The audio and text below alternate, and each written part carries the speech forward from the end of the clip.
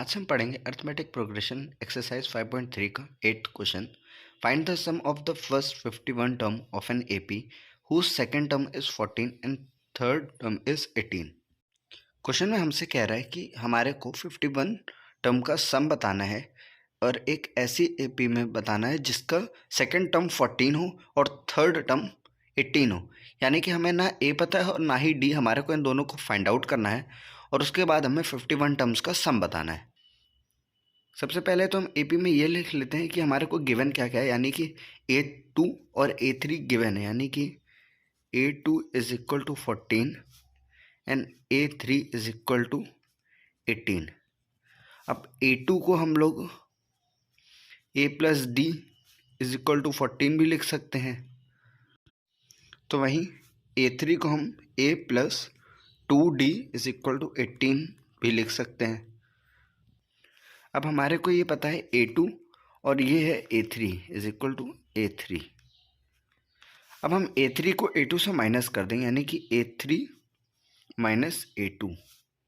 तो जब हम इसको ये करेंगे तो A plus 2D minus A plus D bracket में 18 माइनस 14 होगा। अब ऐसे में ये बन जाएगा A plus 2D minus A minus D is equal to 4। तो A से A कैंसिल और D से 2D माइनस D, तो D इज इक्वल टू 4 आ गया, यानी कि हमारा जो कॉमन डिफरेंस है वो 4 है। फिर उसके बाद जो D है हम किसी एक A2 या A3 में से किसी में भी पुट कर देते हैं। तो हमने जैसे A2 में इसको पुट किया, A2 में हमने पुट किया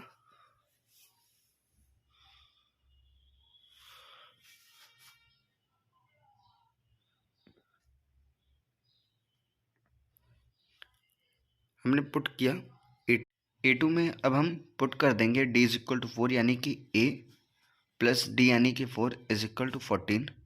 तो जो हमारा A यानी कि फर्स्ट टर्म है वो 10 आ जाएगा।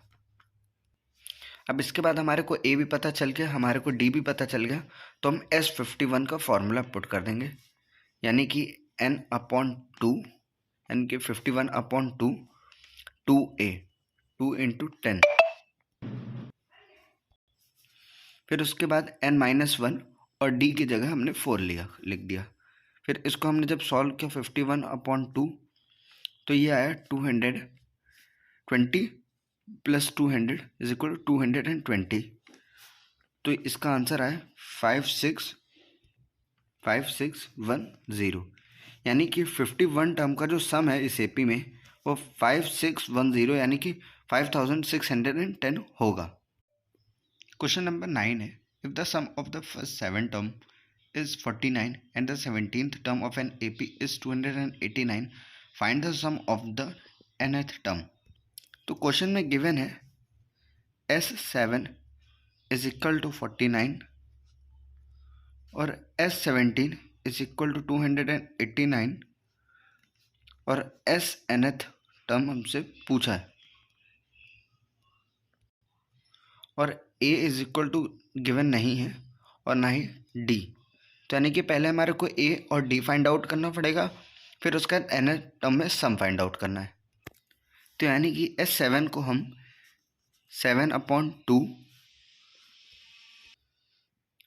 2A n-1 यानी कि 7-1 और इंटू D ये भी लिख सकते हैं। तो S7 इज इक्वल टू हो गया, तो इसी चीज़ को हम 7/2 2A plus 6D is equal to 49 भी लिख सकते हैं।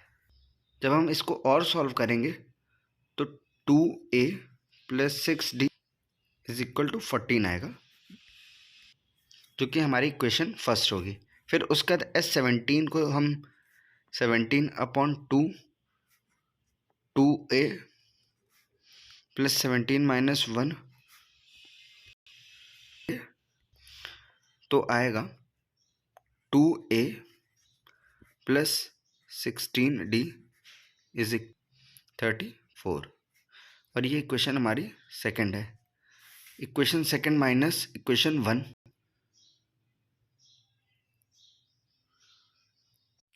तो यानी कि 2a प्लस 16d यानी कि S17 minus 2a minus 6d यानी कि S7 minus 34 minus is equal to 34 minus 14। तो इससे 2a से 2a कैंसिल हो जाएगा, 6d से 16d कैन माइनस होगा, तो ये आया 10d इज इक्वल टू 20।